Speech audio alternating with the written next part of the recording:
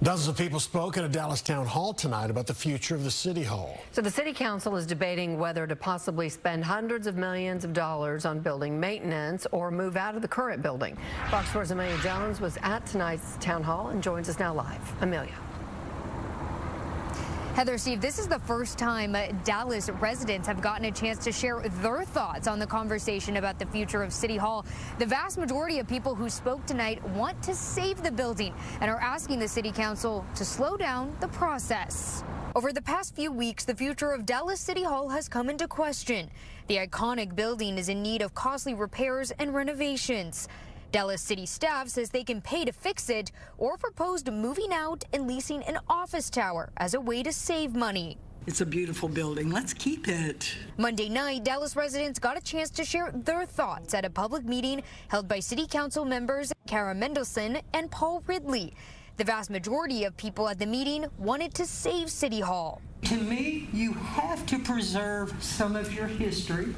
And people think that this isn't historic because maybe it's only 50 years old, but you got to be 50 before you ever get to be 100. Dallas city staff gave an estimate ranging from $152 to $345 million for the deferred maintenance needed to repair and renovate City Hall. The city staff also proposed leasing an office tower for 10 years that would cost $195 to $248 million, but the long-term leasing plan was not fully detailed.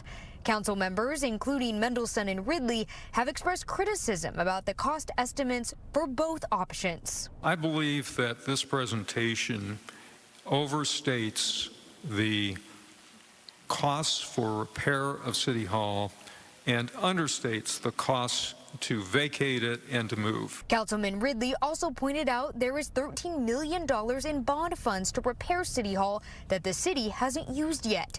City staff is proposing to use the bond money to help pay for the repairs, but they didn't say where the city would get the millions to pay rent. Those who spoke Monday night asked City Council to slow down the process and consider other alternatives. But those of you who are not in 2 or 14, please contact your City Council members so that you can tell them what you'd like to see happen to City Hall. Mendelson and Ridley say the decision will come down to the majority vote of the City Council. And as strong as people feel about saving City Hall is the same passion they feel about what they don't want to happen to the building. I don't want City Hall sacrificed for a 20-year arena and maybe a casino.